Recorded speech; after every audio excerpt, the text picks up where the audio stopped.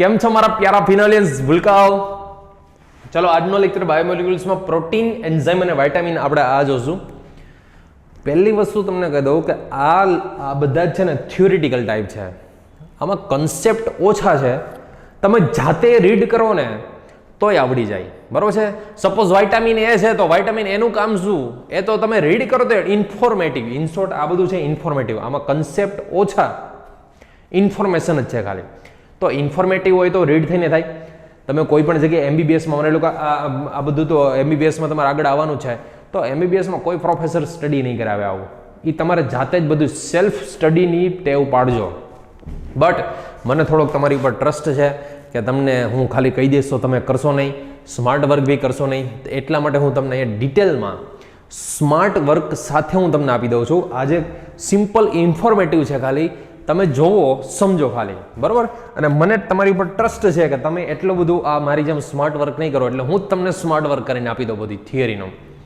પહેલી વસ્તુ, પ્રોટીન્સ આપણે આગળ જોઈ ગયા. પ્રોટીન્સ કેવી રીતે બને? પહેલાં તો પ્રોટીન પ્રિપેર કેવી રીતે થાય? તો કે amino એસિડની chain.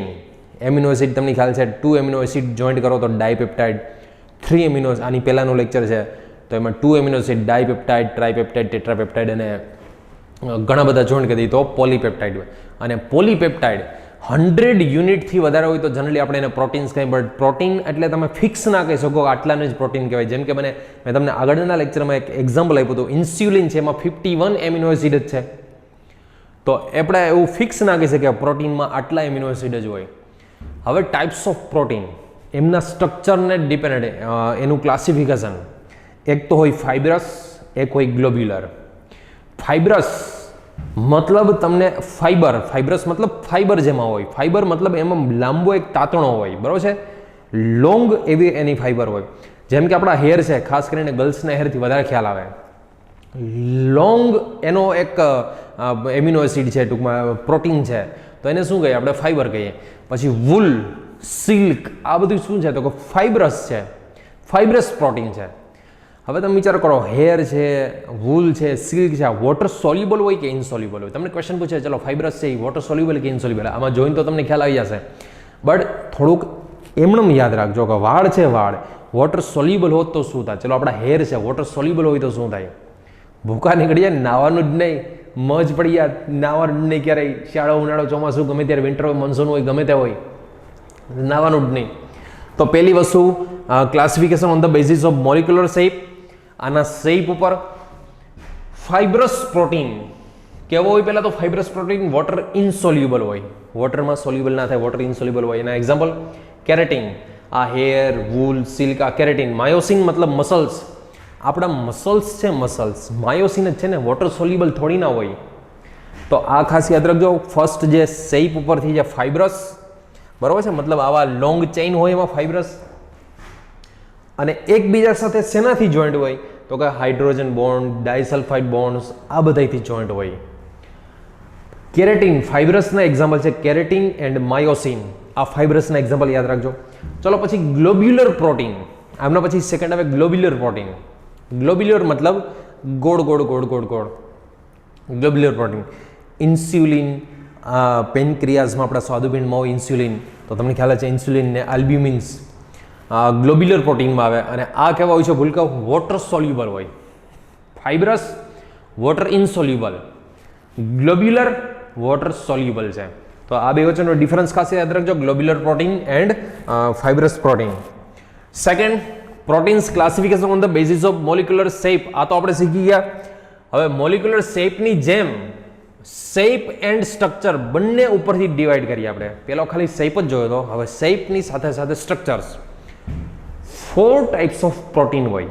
Primary protein, primary structures એના, સેકન્ડરી સ્ટ્રક્ચર્સ, ટર્સરી સ્ટ્રક્ચર્સ અને ક્વાટર્નરી સ્ટ્રક્ચર્સ. પ્રાઇમરી સ્ટ્રક્ચર્સ હોય ને એ સિમ્પલ હોય. એમાં સિમ્પલ મતલબ એમાં એમિનો એસિડની ચેઇન જે હોય ને, એમિનો એસિડની ચેઇન એ ફિક્સ જ હોય, સિંગલ ચેઇન હોય. એમિનો એસિડની સિંગલ ચેઇન હોય, ફિક્સ જ હોય.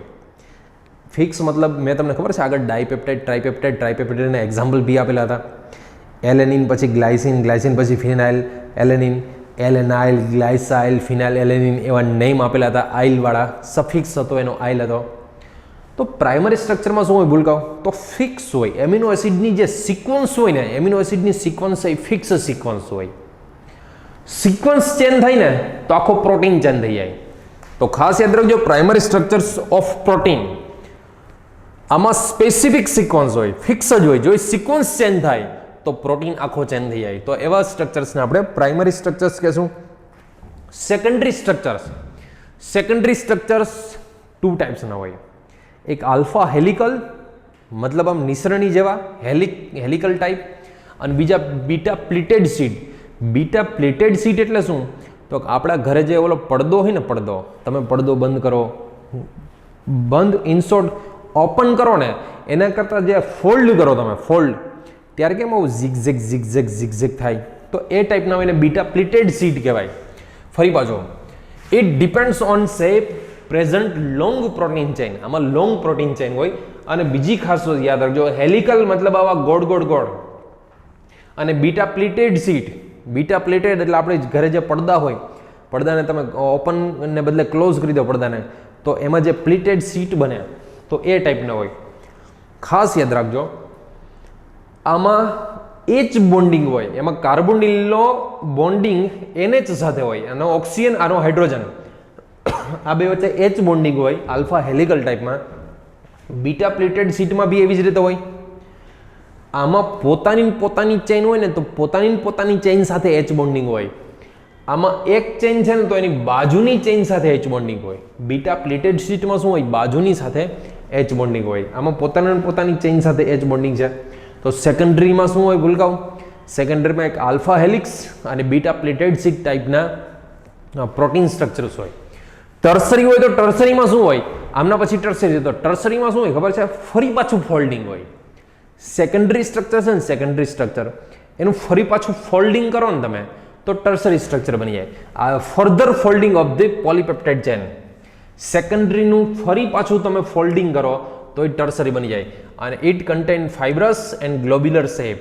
એના સ્ટ્રક્ચર્સ રેસામય અને ગ્લોબ્યુલર મતલબ ગોળાકાર હોય. The main force which stabilize by secondary and tertiary, આ ડાયસલ્ફાઇડ, વન્ડરવાલ્સ, હાઇડ્રોજન બોન્ડ, આ બધા ફોર્સિસને લીધે સ્ટેબલ હોય. બરોબર છે? એવું ટર્સરી સ્ટ્રક્ચરમાં કહેવામાં આવે છે. ક્વાર્ટરનરી સ્ટ્રક્ચર્સ એકચ્યુઅલમાં ટર્સરી છે ને, એમાંય ફરી પાછું ફોલ્ડિંગ હોય.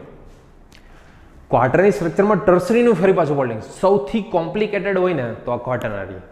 સ્ટીરિયો ટાઈપનું સ્ટ્રક્ચર્સ હોય. તમને આ બધાના સ્ટ્રક્ચર્સ ડ્રો કરવાના એક્ઝામમાં નથી આવતા, બટ ફરી પાછું ટર્સરીનું ફરી પાછું ફોલ્ડિંગ હોય. સ્ટીરિયો ટાઈપ સ્ટ્રક્ચર્સ હોય. એવા બધા સ્ટ્રક્ચર્સ આવે છે, ક્વાર્ટરનરી સ્ટ્રક્ચર્સમાં આવે છે.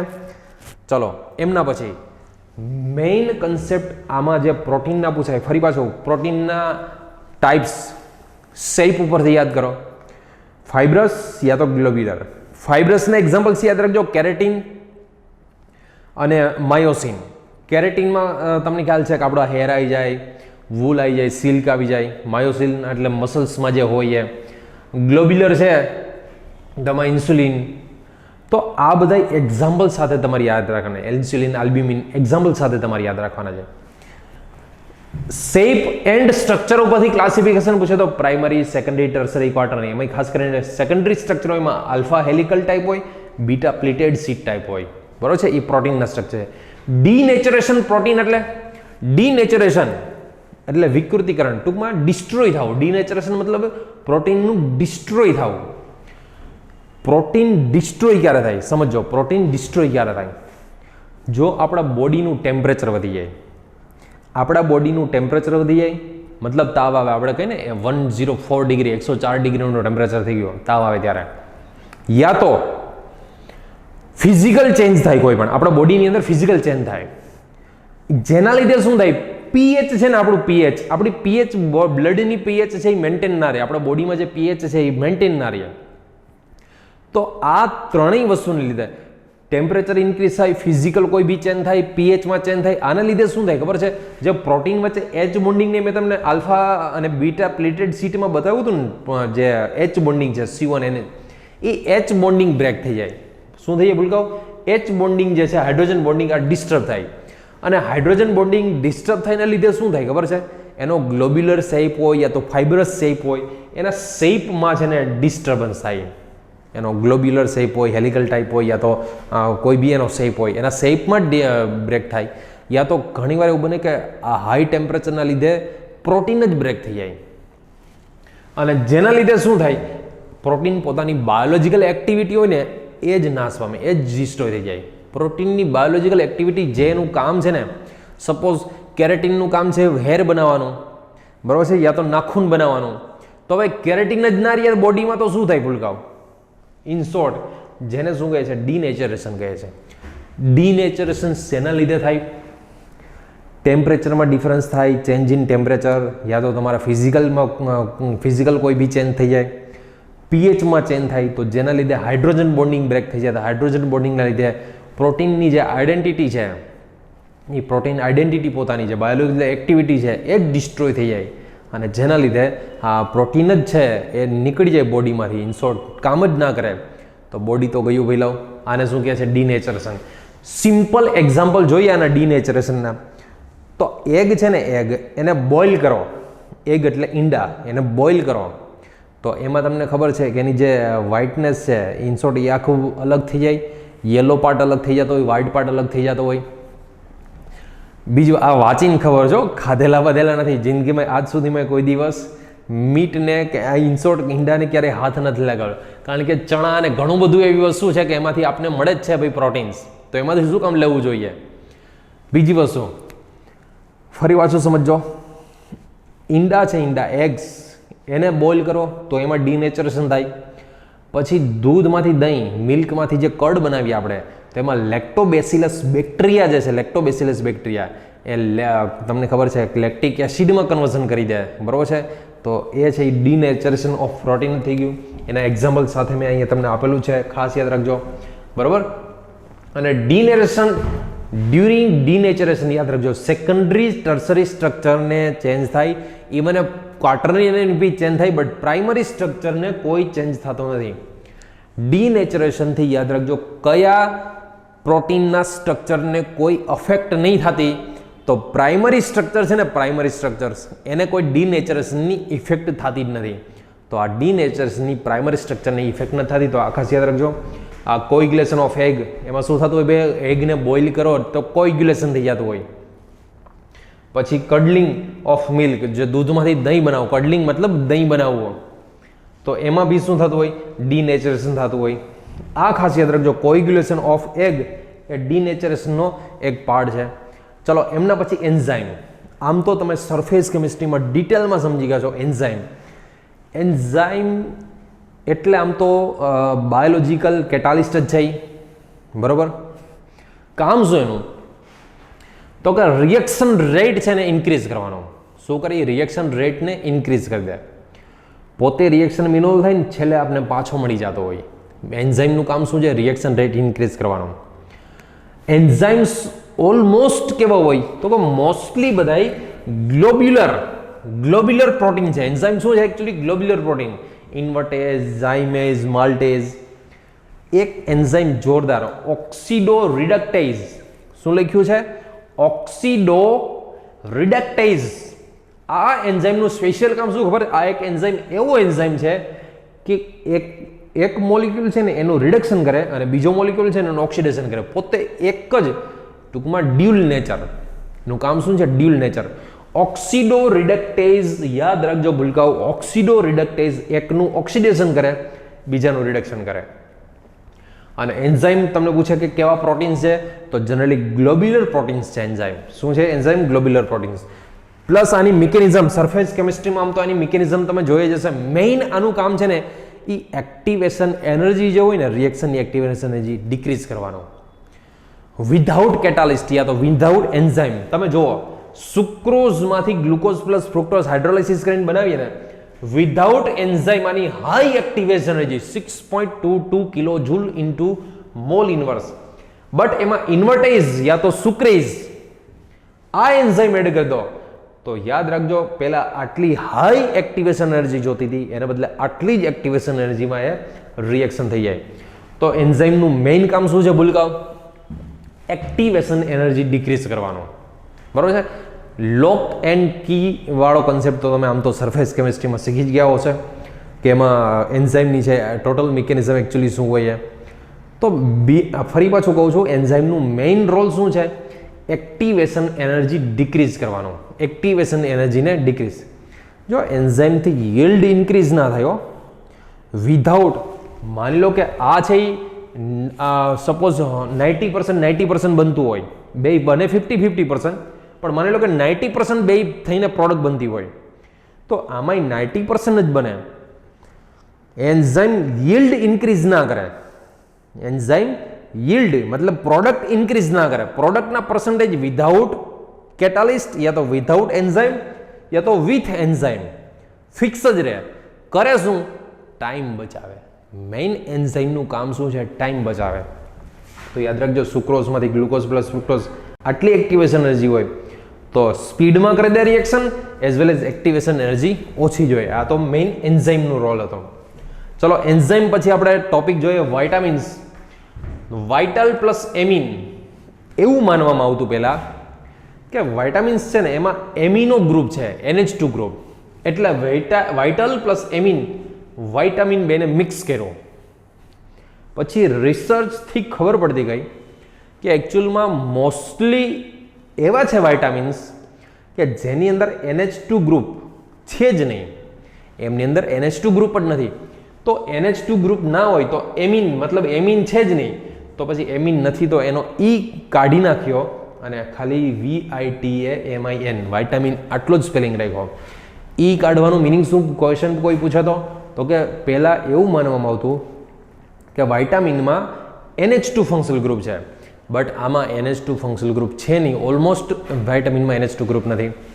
એટલા માટે આની અંદર ઈ રિમૂવ કરીને N લગાવ્યો છે. પછી વાઇટામિન્સનું ક્લાસિફિકેશન, 2 ટાઈપ્સના વાઇટામિન્સ હોય, યાદ રાખજો. એક ફેટ યા તો એમ કહેવાય ઓઇલ સોલ્યુબલ, ફેટની અંદર સોલ્યુબલ હોય યા તો ઓઇલ, ફેટ યા તો ઓઇલ સોલ્યુબલ હોય. બીજું વોટર સોલ્યુબલ હોય. ADEK, શું કીધું મેં? ADEK. ADEK ફેટ સોલ્યુબલ હોય. વાઇટામિન બી અને સી વોટર સોલ્યુબલ હોય. Vitamin B and C water soluble હોય. બીજી વસ્તુ જો ક્યારેક આડાવડું થાય ને કે ફેટ સોલ્યુબલ ગયા હતા અને વોટર સોલ્યુબલ ગયા હતા, તો તમને વિટામિન સી મતલબ લીંબુ, બરાબર? વિટામિન સી મતલબ લીંબુ. ઘરે તો લીંબુ તો જોયું જ હશે. લીંબુને તમે પાણીમાં નાખો તો ડિઝોલ્વ થાય કે ના થાય? લીંબુને તમે પાણીમાં નાખો તો ડિઝોલ્વ થાય, મતલબ એ વોટર સોલ્યુબલ કહેવાય. તો વિટામિન સી હોય તો એ વોટર સોલ્યુબલ. તો બી એન્ડ સી આ બધા વોટર સોલ્યુબલ છે, જ્યારે ADEK ફેટ સોલ્યુબલ યા તો એમ કે ભાઈ ઓઇલ સોલ્યુબલ છે.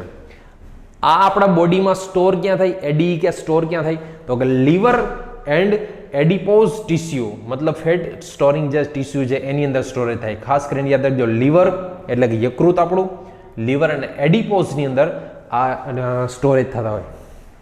હવે હું જે વર્ડ કહું છું ને ખાસ સાંભળજો. બી અને સી તો વોટર સોલ્યુબલ છે.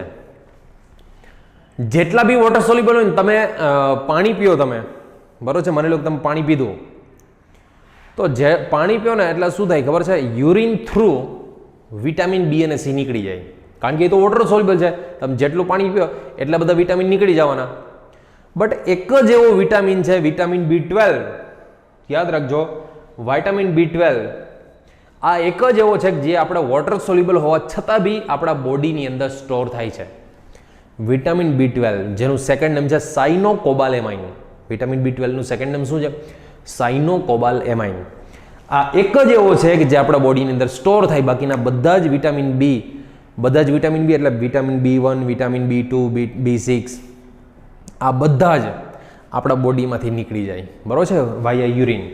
તો વિટામિન સી અને વિટામિન ફરી પાછું ફેટ સોલ્યુબલ યા તો ઓઇલ સોલ્યુબલ પૂછે તો ADEK સ્ટોર ક્યાં થાય? તો કે લીવર અને એડિપોઝમાં સ્ટોર થાય. વિટામિન બી અને વિટામિન સી વોટર સોલ્યુબલ છે, યુરિન થ્રુ નીકળી જાય. પણ vitamin B12, only vitamin B12 can storage in our body, બરોબર છે? આ ખાસ યાદ રાખજો. ઓકે, હવે આ વિટામિન A, વિટામિન બી, આનો યુઝ, ઇન શોર્ટ આનો સોર્સ ક્યાં છે, આનાથી ડિસીઝ શું થાય આપણા બોડીમાં? માની લો કે ન હોય, ઓછા પડે, તો એનાથી ડિસીઝ ડેફિશિયન્સી હોય, એની વિટામિનની ડેફિશિયન્સીથી શું ડિસીઝ થાય? તો વિટામિન એ, પહેલા તો એનું ફૂલ નેમ શું થાય વિટામિન એનું? રેટિનોલ. વિટામિન એ રેટિનોલ શેમાંથી આપને મળે? તો ફિશ છે, liver oil, carrot, butter and milk, આમાંથી આપને મળે. ન હોય તો શું થાય? વિટામિન એ ન હોય તો શું થાય? સીધા ચશ્મા આવે, બરોબર છે, યા તો કોઈ બીજા મેજર ફોલ્ટ આવે. ઝેરોપ્થેલ્મિયા, શું કહે છે ને? ઝેરોપ્થેલ્મિયા. ઝેરોપ્થેલ્મિયા ડિસીઝ થાય એનો મતલબ શું? Hardening of cornea. આપણું કોર્નિયા જે છે એમાં હાર્ડનેસ જનરેટ થાય, બરોબર. અને નાઇટ બ્લાઇન્ડનેસ, ટૂંકમાં અંધારું થયું એટલે ગયું, દેખાય જ નહીં કોઈને, બરોબર છે. નાઇટ બ્લાઇન્ડનેસ આ થશે. વિટામિન B1, ચલો જોજો ખાસ. આમ તો ભૂલકાઓ આ બધા કન્સેપ્ટ એવા છે, તમે 3 ટાઈમ્સ રીડ કરેલો ને, 3 ટાઈમ્સ રીડ એટલે એક બી કન્સેપ્ટ એવો ના થાય કે આમાંથી તમને ના સમજાય, બરોબર. આવું અમારે ટીચરોને સમજાવવાનું નહીં, આ તો ઇન્ફોર્મેટિવ છે, વાંચી જ લેવાનું હોય. વિટામિન એને રેટિનોલ કહે છે, vitamin B1 thiamine, vitamin B2 નું second name riboflavin, vitamin B6 pyridoxine, vitamin B12 આ લખી નાખજો સાયનોકોબાલેમાઇન. વિટામિન B12 ને શું કહેવાય છે? સાયનોકોબાલેમાઇન તરીકે આને ઓળખવામાં આવે છે. સાયનોકોબાલેમાઇન. આમની અંદર કોબાલ્ટ મેટલ હોય. કઈ હોય? Cobalt metal.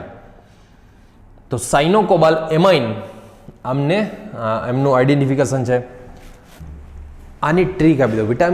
વિટામિન્સ જે છે ને આ બધા તમને એક્ઝામમાં ક્વેશ્ચન પૂછી શકે. થાઇમિન છે એ કોને કહેવાય છે?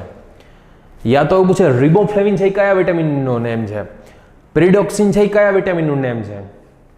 તો રાજસ્થાની આપણે હું એમ કહું કે આ તમારા પૈસા જોજો, ટ્રીક સાંભળજો. તમારા પૈસા રાજસ્થાની ભાષામાં બોલવું હોય તો કેમ બોલો તમે? તમારા પૈસાને રાજસ્થાની ભાષામાં શું બોલો? થારો ફેંસો. રાજસ્થાની લેંગ્વેજમાં થારો ફેંસો. થારો ફેંસો તો આ થઈ ગઈ જો થારો પેશો. થા મતલબ થાઇમિન, રો મતલબ રિબોફ્લેવિન, પે મતલબ પિરિડોક્સિન, પેશો સો મતલબ સાયનોકોબાલેમાઇન. થારો પેશો. ફરી પાછો vitamin B1, vitamin B2, vitamin B6 અને વિટામિન B12 ફરજિયાત આના તમારે સેકન્ડ નેમ યાદ રાખવાના જ રહેશે. થારો પેશો ટ્રીક લખવી તો લખી નાખજો ત્યાં થારો પેશો. થા મતલબ થાઇમિન, થા રો રિબોફ્લેવિન, પે મતલબ પિરિડોક્સિન, સે મતલબ સાયનોકોબાલેમાઇન. આમનાથી વિટામિન B1 ક્યાંથી મળે? તો યીસ્ટ છે, મિલ્ક છે, green vegetables and serials. Serials મતલબ અનાજ, આપણે જે ખાઈએ છીએ ને, વીટ છે, બરાબર છે, ઘઉં છે, બાજરી છે, સિરિયલ્સ એમાંથી મળે છે. એમનાથી થતા diseases beriberi loss of appetite related growth, બોડીનો ગ્રોથ અટકી જાય. Vitamin B2 riboflavin, milk, egg white, liver, kidney એમાંથી આ મળે છે. કિલોસિસ મતલબ fissuring in at cornea of mouth and lips. ચીરા પડીએ આપણા મોઢા અને જે છે લીપ આપણા, બરાબર છે, હોઠમાં શું થઈ જાય? ચીરા પડી જાય. પછી ડાયજેસ્ટિવ ડિસઓર્ડર. ડાયજેસ્ટ મતલબ આપણી પાચન ક્રિયા છે, ડાયજેસ્ટિવ સિસ્ટમ છે, ડાયજેસ્ટિવ સિસ્ટમ સ્લો થઈ જાય. Burning sensations of the skin. Burning sensation એટલે મતલબ આપણી આ ચામડી હોય ને, ચામડી કાંઈ નથી હોય તો બળતરા થયા રાખે. ચામડીમાં કાંઈ ન હોય તો બળતરા થયા રાખે ને, બર્નિંગ સેન્સેશન કહેવાય. વિટામિન B6 પિરિડોક્સિન ક્યાંથી મળે? યીસ્ટ છે, મિલ્ક છે, એગ યોક, સિરિયલ્સ મતલબ અનાજ, ગ્રેમ્સ મતલબ ચણા. કન્વલ્સન્સ મતલબ આંચકી આવી. કન્વલ્સન મતલબ આંચકી આમ ન થઈ જતો હોય. ઘણીવાર તમે જોયા ન હોય, ડોક્ટર બનશો પછી તો તમને બહુ ખ્યાલ આવશે. કન્વલ્સન્સ મતલબ આંચકી આવી. Vitamin B12 cyanocobalamin, meat, fish, egg and curd. Curd મતલબ દહીં, તો આમાંથી મળે. પર્નિસિસ એનિમિયા મતલબ આપણું જે બ્લડ છે, બ્લડ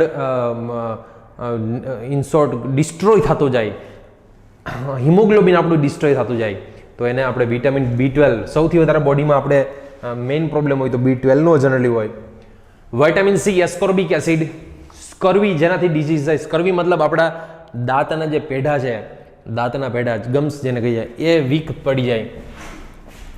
ક્યાંથી મળે? તો કે સાઇટ્રસ ફ્રૂટ્સ, બધા ખાટા ફળ હોય એમાંથી મળે. આમલા છે, ગ્રીન લીવ્સ વેજીટેબલ, લીલા પાંદડાવાળા શાકભાજી છે એમાંથી મળે. વિટામિન D કેલ્સીફેરોલ કહેવાય. Vitamin E tocopherol. Vitamin K phytonadione. મતલબ આ બધા જ જે વાઇટામિન્સ છે એકચ્યુઅલમાં તો આપણા બોડીમાં બહુ ઓછા જોઈએ, આપણા બોડીની અંદર બહુ ઓછા જોઈએ, બટ તમારે એકો એક ક્યાંથી મળે છે એનો સોર્સ શું છે, આ બધા એના સોર્સ છે, આ બધા ઇન શોર્ટ એમાં એનાથી થતા ડિસીઝ છે, જો આપણા બોડીમાં ના હોય તો ડિસીઝ શું થાય, વિટામિન સી છે તેમાંથી સ્કર્વી થતો હોય, વિટામિન ડી ના હોય તો રિકેટ્સ મતલબ જે ચાઇલ્ડ હોય એના જે બોન છે એ બોન વીક થઈ જતો હોય, યા તો જે એડલ્ટ હોય એના જે બોન છે એ એકદમ પોચા થઈ જતા હોય તો વિટામિન ડીની એનાથી થાય.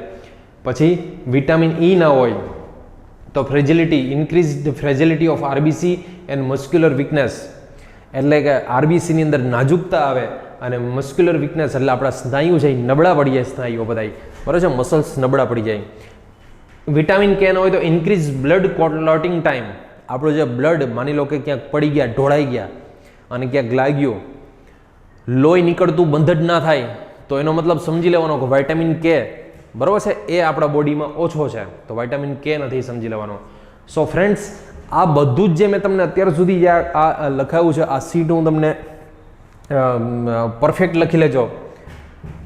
A to Z vitamins, A to Z enzymes મેં તમને જેટલું કરાવ્યું આ બધું ઇન્ફોર્મેટિવ છે, તમને હું સમજાવીશ તો એનાથી કોઈ ફેર નહીં પડે, બટ તમે ખુદ જાતે રીડ કરશો તો જ આવડશે. સો ફ્રેન્ડ્સ, વિટામિન્સ છે, એન્ઝાઇમ્સ છે, બધું પરફેક્ટ રીડ કરી લો, A to Z રીડ કરી લો, એક વસ્તુ રીડ કરી લો, 3 ટાઈમ્સ રીડ કરજો એટલે ફટાફટ આવડી જાય વિટામિન. ખાસ કરીને વિટામિન્સનું કોનું થારોપેસોડ ટ્રીક યાદ રાખજો, એમાંથી જ ક્વેશ્ચન મેક્સિમમ પૂછાય છે. વિટામિન B1 નું નેમ શું છે, વિટામિન B2 નેમ શું છે, B6 નેમ શું છે, B12 નેમ શું છે, આમાંથી જ ક્વેશ્ચન ખાસ પૂછે છે. સો મારા પ્યારા ભૂલકાઓ, થેન્ક યુ સો મચ. મળીએ નેક્સ્ટ લેક્ચરમાં, ન્યુક્લિક એસિડમાં મળશું. લાસ્ટ લેક્ચર ન્યુક્લિક એસિડનો બાયો મોલિક્યુલ્સ પૂરું થઈ જશે, એક વખત આખું બાયો મોલિક્યુલ્સમાં નજર નાખી લેજો. આવજો. જય શ્રી કૃષ્ણ, જય સોનારાયણ, જય હિન્દ. મળીએ નેક્સ્ટ લેક્ચરમાં.